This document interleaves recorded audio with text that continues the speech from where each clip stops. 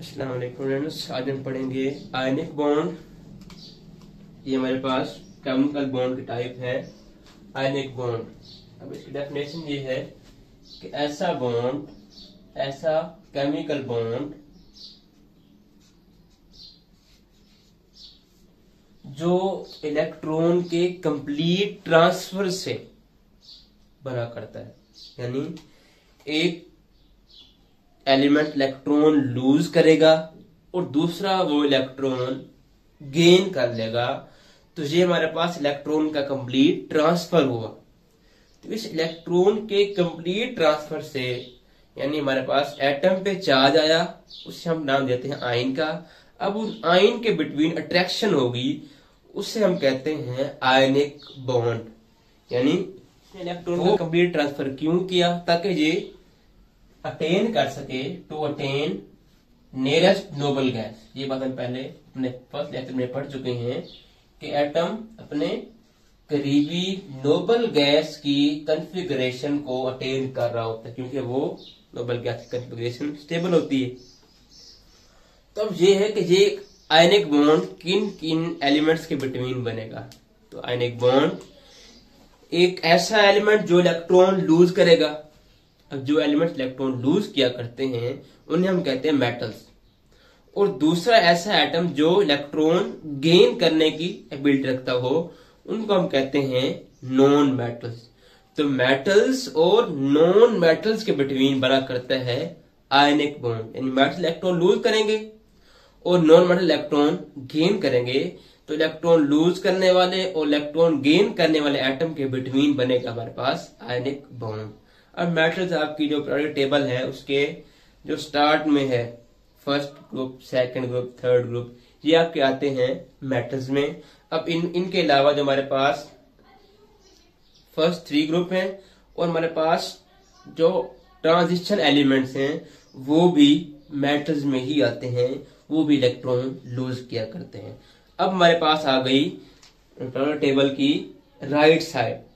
तो left side पे first 3 जो हमारे पास ग्रुप हैं और जो हमारे पास ट्रांजिशन एलिमेंट्स हैं ये मेटल्स हैं, और ये जो हमारे पास आयनिक बॉन्ड है ये इन मेटल्स जो हमारे पास फर्स्ट 3 ग्रुप हैं और जो हमारे पास लास्ट ग्रुप्स हैं 17, 16, 15, इनके बिटवीन जो हमारे पास लास्ट ग्रुप है 17, 15, 16 वाले, इन हम कहते हैं नॉन मेटल्स। तो फर्स्ट 3 ग्रुप और जो हमारे पास राइट साइड के ग्रुप्स हैं इनके एलिमेंट के बिटवीन, यानी एक एलिमेंट यहां से, एक एटम यहां से, एक एटम यहां से हो, तो ये इलेक्ट्रॉन लूज करेगा और ये इलेक्ट्रॉन गेन करेगा, तो हमारे पास बनेगा आयनिक बॉन्ड। यानी मेटल्स और नॉन मेटल्स के बिटवीन बना करता है आयनिक बॉन्ड। तो हम देखते हैं हमारे पास एग्जाम्पल कि ये बॉन्ड बनता कैसे है। फॉर एग्जाम्पल हमारे पास है NaCl, इस तरह हमारे पास है CaCl2, कैल्शियम क्लोराइड। और ये देखते हैं कि ये बॉन्ड बनता कैसे है, ये इलेक्ट्रॉन लूज कैसे करता है, ये इलेक्ट्रॉन गेन क्यों करता है, ये बात हम मजीद देखेंगे डिटेल में। इनकी इलेक्ट्रॉनिक कॉन्फ़िगरेशन। सपोज हमारे पास सोडियम है, सोडियम का एटॉमिक नंबर हुआ करता है 11 और क्लोरीन का हुआ करता है 17। अब इसकी इलेक्ट्रॉनिक कॉन्फ़िगरेशन में बताएगी कि ये इलेक्ट्रॉन गेन क्यों कर रहा है और ये इलेक्ट्रॉन लूज क्यों कर रहा है। देखें हमारे पास जो सोडियम है इसके फर्स्ट शेल में 2 इलेक्ट्रॉन, सेकंड शेल में 8 इलेक्ट्रॉन और आउटर मोस्ट शेल में सिर्फ सिंगल इलेक्ट्रॉन मौजूद है। अब हम ये अपने फर्स्ट लेक्चर में पढ़ चुके हैं कि कोई भी एटम जब स्टेबल होना चाह रहा होता है तो वो अपना ऑक्टेट कंप्लीट करना चाहता है, और इस केस हमारे पास सिर्फ एक एटम है, सिर्फ एक इलेक्ट्रॉन है एटम में। तो आउटर मोस्ट शेल में एक इलेक्ट्रॉन का होना ये स्टेबिलिटी की कॉज नहीं बन सकता, ये हमारे पास स्टेबिलिटी उसको नहीं प्रोवाइड कर सकता। तो ये क्या करेगा, अपना जो सोडियम है वो अपना ये आउटर मोस्ट इलेक्ट्रॉन ये लूज कर देगा। अब ये जो इसका इलेक्ट्रॉन लूज करने से ये शेल में गया, अब ये वाला जो बाकी शेल में बचेगा, इस सेकंड शेल में 8 इलेक्ट्रॉन्स कंप्लीट हैं पड़े।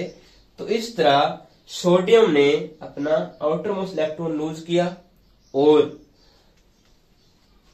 इसका जो आउटर मोस्ट शेल अब बचा, इस आउटर मोस्ट शेल में अब 8 इलेक्ट्रॉन्स हैं पड़े, यानी इसने एक इलेक्ट्रॉन लूज करके अपना ऑक्टेट कंप्लीट कर लिया। अब इसे हम इस तरह भी देख सकते हैं 1s2 यानी के शेल में 2 इलेक्ट्रॉन, 2s2 2p6 यानी एल शेल में 8 इलेक्ट्रॉन, और हमारे पास है थर्ड 3s1। तो इसने अपना ये थर्ड शेल वाला ये 1 इलेक्ट्रॉन इसने लूज किया और इसके पास बाकी एल शेल में बाकी बचे 8 इलेक्ट्रॉन। अब इससे सोडियम ने क्या किया, हमारे पास सोडियम ने इलेक्ट्रॉन लूज करने के बाद सोडियम कन्वर्ट हो गया सोडियम आयन में या सोडियम केटायन में। अब इसके बाद बारी आती है, तो ये हमारे पास ये तो हो गया मेटल, इसने इलेक्ट्रॉन लूज कर दिया। अब नेक्स्ट है हमारे पास नॉन मेटल। अब नॉन मेटल क्या करेगा, हमारे पास क्लोरीन इस केस में। तो क्लोरीन ने क्या किया, क्लोरीन ने अपना आउटर मोस्ट शेल में, क्लोरीन के आउटर मोस्ट शेल में हमारे पास 7 इलेक्ट्रॉन्स हुआ करते हैं। तो आप जानते हैं कि हर एटम चाहता है कि वो अपनी करीबी नोबल गैस की कॉन्फ़िगरेशन या सिंपल वर्ड्स में कि वो अपना ऑक्टेट कंप्लीट करना चाह रहा होता है। अपने आउटर मोस्ट शेल में 8 इलेक्ट्रॉन रख के खुद को स्टेबल बनाना चाह रहा होता है। तो खुद को स्टेबल बनाने के लिए वो क्या करेगा, क्लोरीन इसके आउटर मोस्ट में 7 इलेक्ट्रॉन है, तो ये 1 इलेक्ट्रॉन गेन कर लेगा, में भी 8 इलेक्ट्रॉन्स हो जाएंगे। यानी जब क्लोरीन 1 इलेक्ट्रॉन गेन करेगा तब इसका आउटर मोस्ट शेल, इसका ऑक्टेट तब जाके कंप्लीट होगा। हमारे पास क्लोरीन ने क्या किया, क्लोरीन ने 1 इलेक्ट्रॉन गेन किया और ये कन्वर्ट हो गया क्लोराइड आयन में। तो अब आपने देखा कि हमारे पास एक क्या बना था, सोडियम आयन, और एक हमारे पास अब बन गया है chloride ion. Sodium ion electron lose किया और क्लोरीन ने इलेक्ट्रॉन गेन किया, तो हमारे पास सोडियम पॉजिटिव आयन, केटायन से कहते हैं हम, और क्लोराइड आयन या एनायन बन गया हमारे पास। अब इस सोडियम और क्लोराइड आयन के बिटवीन क्या होगी, अट्रैक्शन होगी। उस अट्रैक्शन का हमने नाम रख दिया आयनिक बॉन्ड का, क्योंकि ये अट्रैक्शन बन गई आयंस के बिटवीन, इसे हम कहते हैं आयनिक बॉन्ड। अब इस तरह हमारे पास और एग्जांपल है कैल्शियम क्लोराइड की। तो कैल्शियम का एटॉमिक नंबर है 20। इसके पहले शेल में 2 इलेक्ट्रॉन, दूसरे में इसके 8 इलेक्ट्रॉन्स, 8 इलेक्ट्रॉन्स, लेकिन इसके आउटर मोस्ट शेल में इलेक्ट्रॉन्स 2 इलेक्ट्रॉन्स हैं। तो 2 इलेक्ट्रॉन्स, अब इसने ऑक्टेट कंप्लीट करना है तो इसको 6 इलेक्ट्रॉन लेना एनर्जेटिकली फेवरेबल नहीं है। ये 6 इलेक्ट्रॉन अफोर्ड नहीं कर पाएगा, इसको कोई और एटम 6 इलेक्ट्रॉन नहीं देगा, तो ये मजबूरन अपने 2 इलेक्ट्रॉन्स लूज करेगा। अब क्या होगा, आपने पहले देख लिया कि क्लोरीन 1 इलेक्ट्रॉन ही एक्सेप्ट किया करता है, तो इसका 1 इलेक्ट्रॉन एक क्लोरीन ले लेगा और इसका 1 और इलेक्ट्रॉन दूसरा क्लोरीन ले लेगा। तो क्या हुआ, हमारे पास कैल्शियम 2 पॉजिटिव बना और हमारे पास क्लोरीन 2 आ गए, तो ये Cl2, ये हमारे पास बन जाएगा CaCl2 कैल्शियम क्लोराइड।